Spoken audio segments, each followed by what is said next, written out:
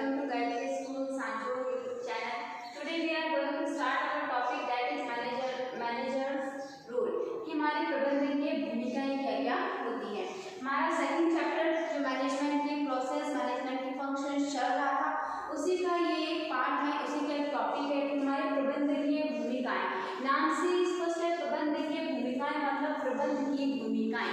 और एक संगठन में हम ये देख रहे हैं कि जो मैनेजमेंट को करता है वो मैनेजर है। तो मैनेजर किन किन रूपों में किन किन रोल्स को निभाता है मैनेजमेंट में या फिर एक बिजनेस ऑर्गेनाइजेशन को सफलता की प्राप्ति करवाने में, तो वो सारे ही रोल्स हमारे प्रबंधकीय भूमिकाएं या फिर मैनेजरल रोल कहलाते हैं। अब मैंने यहाँ पे आगे आपको एक राइटिंग लिखा है हेनरी मिंटल्सबर्ग। मिंटल्सबर्ग जो थे उन्होंने प्रबंधकीय भूमिकाओं के ऊपर अपना पक्ष रखा था। उन्होंने ये कहा था कि एक प्रबंधक जब इन सभी भूमिकाओं का निर्वाह कर देता है तो फिर वो जो संगठन होता है उसमें पूर्णतः सफलता प्राप्त करने में सक्षम हो जाता है। और उनका ये मानना था कि जो प्रबंधक होता है वही हमारा सारा का सारा मैनेजमेंट करता है। तो डेफिनेटली अगर मैनेजर बेस्ट होगा, मैनेजर अपने रोल्स को बहुत अच्छे से फिल करेगा, बहुत अच्छे से कंप्लीट करेगा, तो डेफिनेटली हमारा मैनेजमेंट बेस्ट होगा। और अगर हमारा मैनेजमेंट बेस्ट है तो हम कहेंगे कि हम हमारे गोल्स को अचीव करने में, हमारे संगठन के उद्देश्य की प्राप्ति करने में, ग्रुप्स ऑफ इंडिविजुअल के उद्देश्यों की प्राप्ति करने में, उपभोक्ताओं को संतुष्ट करने में सक्षम हो पाएंगे। हम का अर्थ है हमारा पूरा का पूरा संगठन। तो मैं कह सकती हूँ कि हेनरी मिंटल्सबर्ग जो थे उन्होंने अपनी प्रबंधकीय भूमिकाओं को 10 भागों में बांटा।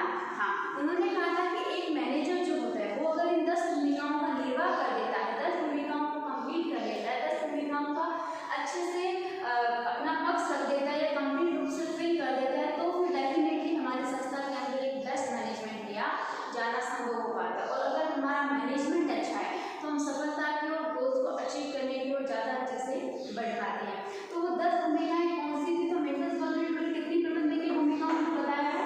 10 को।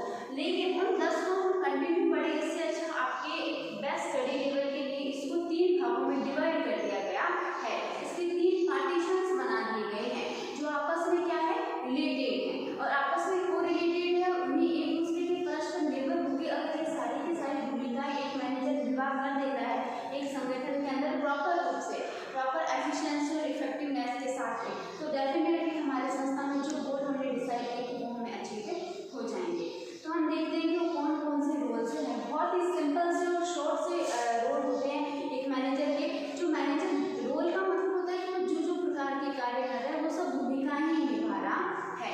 एक व्यक्ति बहुत सारी भूमिकाओं को निर्वाह करता है। जैसे एक पर्सन किसी के लिए फादर, किसी के लिए भाई, किसी के लिए बेटा, मतलब उसकी अलग अलग भूमिकाएं होती है, लेकिन पर्सन को क्या होता है, एक ही होता है। तो वैसे ही हमारा जो बिजनेस ऑर्गेनाइजेशन होता है उसके अंदर जो मैनेजर होता है, प्रबंधक होता है, उस प्रबंधक के बहुत सारे रोल होते हैं जिसको वो कंप्लीट करता है और उन्हीं रोलों को निभाते हुए वो संस्था में गोल्स को अचीव करवाता है या फिर एक परफेक्ट मैनेजमेंट को हैंडल करता है। तो कौन कौन से रोल से पहले हमने इनको 3 भागों में बांटा है वो देख लेते हैं। पहला है हमारा अंतर व्यक्तिगत भूमिकाएं, इंटरपर्सनल रोल। सेकंड है सूचनात्मक भूमिकाएं मतलब इंफॉर्मेशनल रोल। और थर्ड है हमारा निर्णयात्मक भूमिका यानी डिसीजनल रोल्स।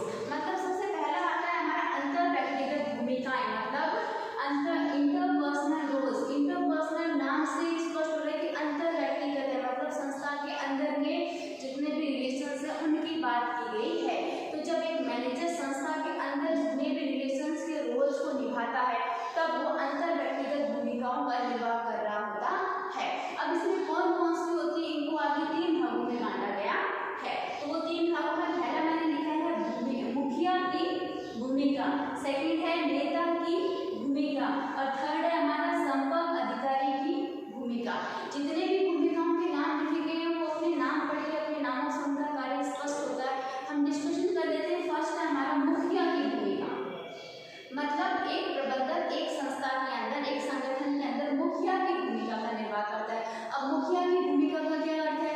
जैसे हमारे फैमिली में हमारे घर के जो हेड होते हैं, मुखिया होते हैं, हमारे फादर है, हमारे ग्रैंड फादर है, तो वो क्या है, मुखिया की भूमिका निभाते हैं। अब वो क्या क्या करते हैं, हम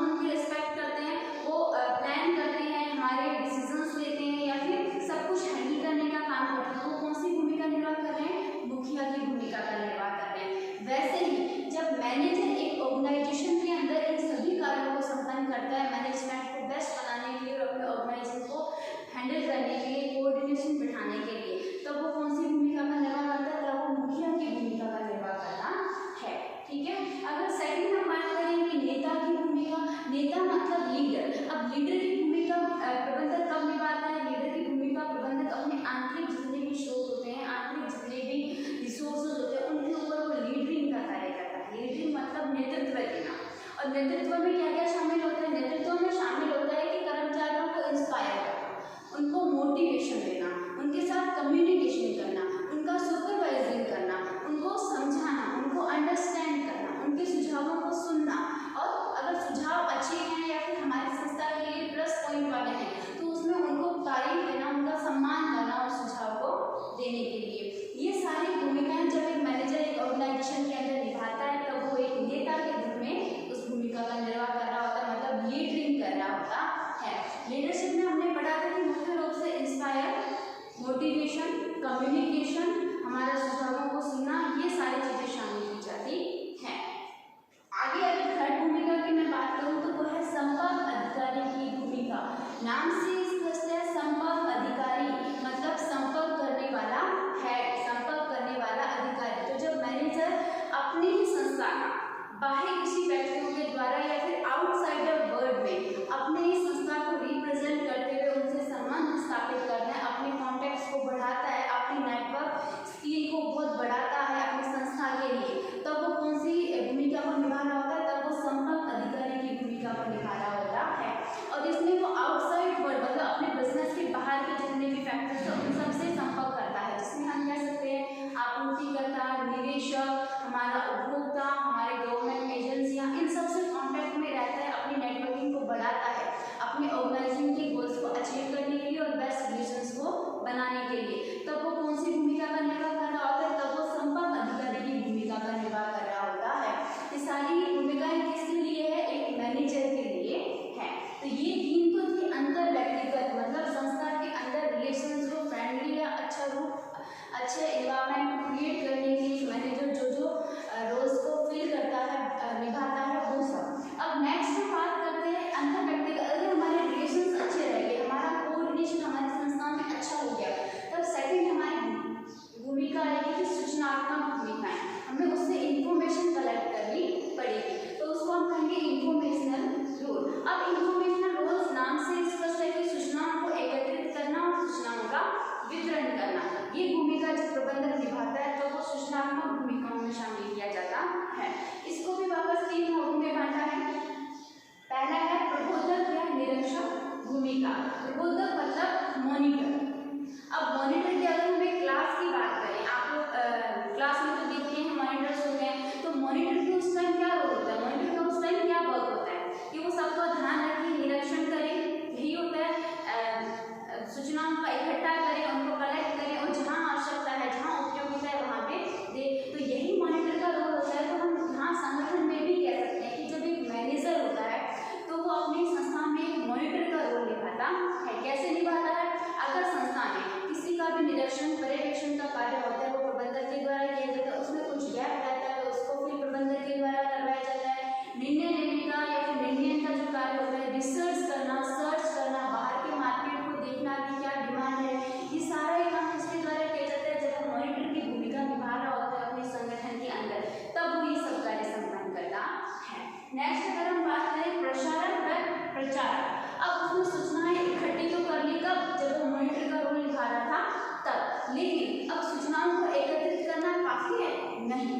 सूचनाओं को एकत्रित करने के बाद उसको उपयोगिता और आवश्यकता के अनुसार अपने ही संगठन में वितरित किया जाता है कि कहाँ पे कौन सी सूचना कितनी मात्रा में पहुँचानी है, जिसका वो यूज लेके अपने संगठन को प्रतिस्पर्धा में टिका के रख सके या फिर बेस्ट क्वालिटी का उत्पादन कर सके। जैसे एग्जाम्पल की अगर हम बात करें तो हमारे कॉम्पिटिटर्स का क्या स्टैंडर्ड है, हमारे कॉम्पिटिटर के प्रोडक्ट पे क्या पोस्ट जाती है, हमारा कॉम्पिटिटर पर प्रोडक्ट पे क्या गेन करता है, ये सारी ही सूचनाएं जब वो इकट्ठी करता है एक मैनेजर, जब इन सबका एनालिसिस करता है, मार्केट में रिसर्च करता है, उपभोक्ता की डिमांड पर सर्च करता है, तब वो मॉनिटर की भूमिका को निभा रहा होता है। लेकिन इन सबको सर्च करने के बाद जब वो अपनी संस्था में इस सूचनाओं का फैलाव करता है, प्रचार करता है, प्रचार करता है, जहाँ पे जिस सूचना की आवश्यकता है वहाँ पे वो पहुँचवाता है, तब वो प्रचारक और प्रसारक की भूमिका का निर्वाह कर रहा होता है। नेक्स्ट अगर हम बात करें तो प्रवक्ता की भूमिका।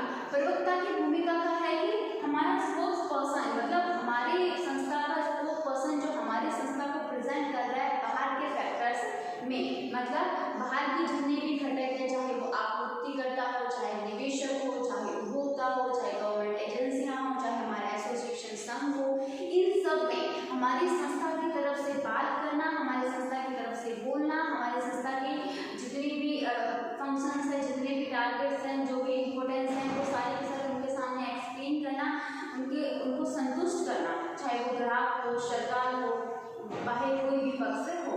तो उस टाइम जब वो अपनी संस्था को रिप्रेजेंट करने का काम कर रहा है, तब वो प्रवक्ता की भूमिका को निभाने का काम करता है। अब अगर नेक्स्ट की बात करें तो सूचनाएं इकट्ठी हो गई। सबसे पहले हमने क्या किया, अपनी संस्था के अंदर की रिलेशनों को सुधारा, फिर हमने क्या किया, सूचनाओं को कलेक्ट करने का काम किया, सूचनाओं को कलेक्ट किया, तब मॉनिटर उनको वितरण किया, तब प्रसारक और अपनी संस्था को प्रेजेंट किया बाहरी घटकों के सामने, तब प्रवक्ता। अब नेक्स्ट जैसे ही सूचनाएं इकट्ठी होगी, अब हमें सूचनाएं इकट्ठी होगी, अब हमें फाइनल क्या लेना पड़ेगा, उस सूचनाओं का पूरा एनालिसिस करने के बाद लेना पड़ेगा डिसीजन, और डिसीजन लेते ही हमारी एक्टिविटी वर्क शुरू हो जाएगा या कार्य का क्रियान्वयन स्टार्ट हो जाएगा। तो ये तीनों ही आपस में क्या है, परस्पर एक दूसरे के ऊपर निर्भर है, एक दूसरे से जुड़ी हुई है। अब आगे हम बात करते हैं निर्णयात्मक भूमिकाएं, मतलब डिसीजन रोल।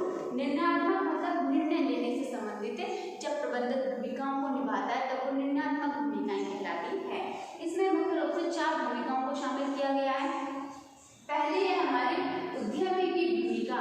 उद्यमी का मतलब क्या होता है, उद्यमी का मतलब होता है जो व्यवसाय को या उद्यम को शुरू करता है, उसी को उद्यमी कहा जाता है। यानी वो पर्सन जो नई सोच के साथ, नव परिवर्तन के साथ व्यवसाय को या उद्यम को स्टार्ट करने का काम करता है, रिस्क उठाता है, उसी उद्यमी कहते हैं। और प्रबंधक उद्यमी की भूमिका कब निभाता है, प्रबंधक उद्यमी की भूमिका तब निभाता है जब वो मुख्य रूप से अपने व्यवसाय को या उद्यम की स्थापना करता है, अपने व्यवसाय के लिए नए अवसरों की खोज करना, जोखिम को उठाना, नव परिवर्तन को अपनाना, उद्यम के कार्य को क्रियान्वित करना, ये सभी कार्य जब प्रबंधक करता है तब वो एक उद्यमी की भूमिका को निभाने का कार्य कर रहा होता है। और अवसरों की खोज करना, अवसरों का विश्लेषण करना, जोखिम को उठाना, बाजार का अनुसंधान करना, नव परिवर्तन को अपनाना, नवाचार को अपनाना, ये सारे ही कार्य मैनेजर करता है। जब ये सब कार्य वो कर रहा होता है, इन सब में जब वो डिसीजन ले रहा होता है, तब वो कौन सी भूमिका निभा रहा होता है, तब वो मुख्य रूप से उद्यमी की भूमिका को निभा रहा होता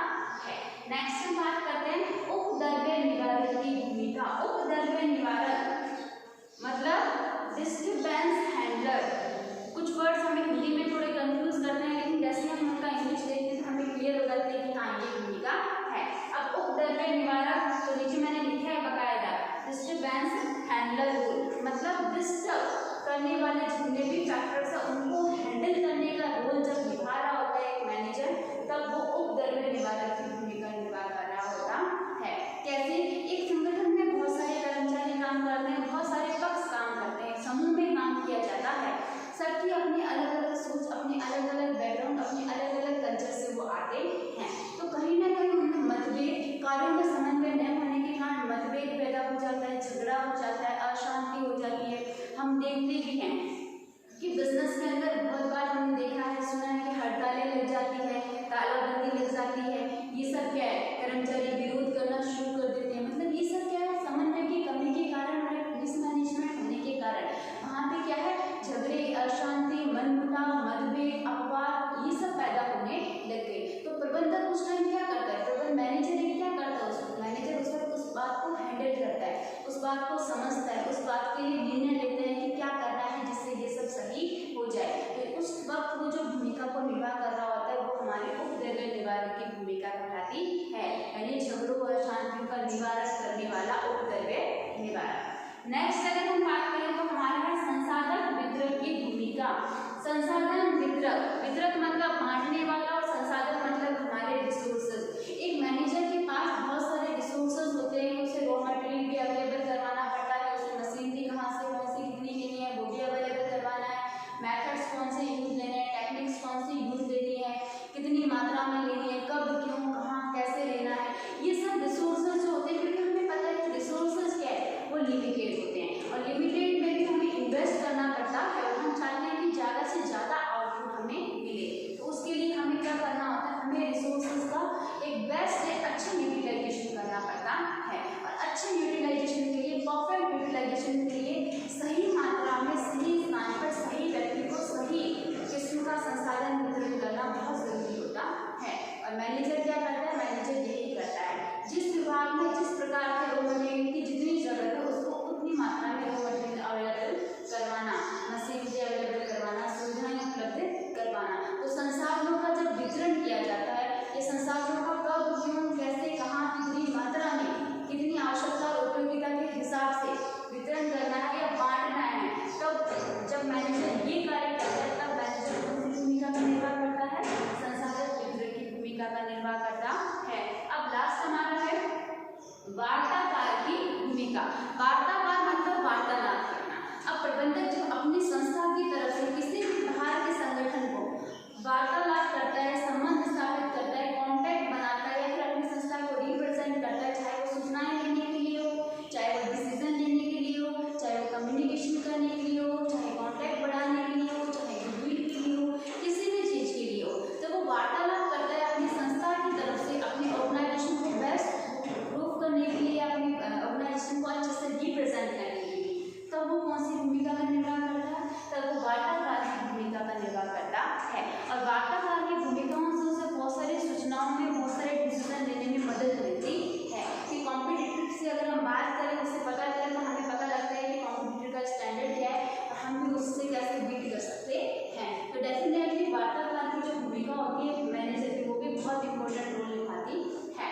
तो ये टोटल आज हमने क्या देखी कि प्रबंधकीय भूमिकाएं, मतलब एक ऑर्गेनाइजेशन में एक प्रबंधक जो होता है वो कौन कौन सी भूमिकाओं का निर्वाह करता है। और मिल्टनसबर्ग ने कहा था कि अगर एक मैनेजर इन 10 भूमिकाओं का निर्वाह कर लेता है अच्छे से, तो डेफिनेटली हमारी जो संस्था है उसमें बेस्ट मैनेजमेंट हो रहा है और हम अच्छे से गोल्स को सक्सेसफुल तरीके से अचीव कर पाएंगे। और वो 10 गोल्स कौन से हैं वो मैंने आपको बता दिए। इंटरपर्सनल रोल्स में हमारे 3 हैं, इंफॉर्मेशनल रोल्स में हमारे 3 हैं और डिसीजनल रोल्स में हमारे 4 हैं। ये रोल्स किसके लिए हैं, ये रोल्स है हमारे मैनेजर के। मैनेजर ये रोल जब फिल कर देता है तो हमारा मैनेजमेंट बेस्ट हो जाता है। आप लोगों को साथ साथ में ही इनको लर्न करना है। इसमें से शॉर्ट क्वेश्चन बनता ही बनता है, फिक्स आप लोगों के 2 मार्क्स का क्वेश्चन आएगा ही आएगा। इसमें से पर्टिकुलर इंडिविजुअल आपको कोई भी एक रोल के बारे में पूछा जा सकता है।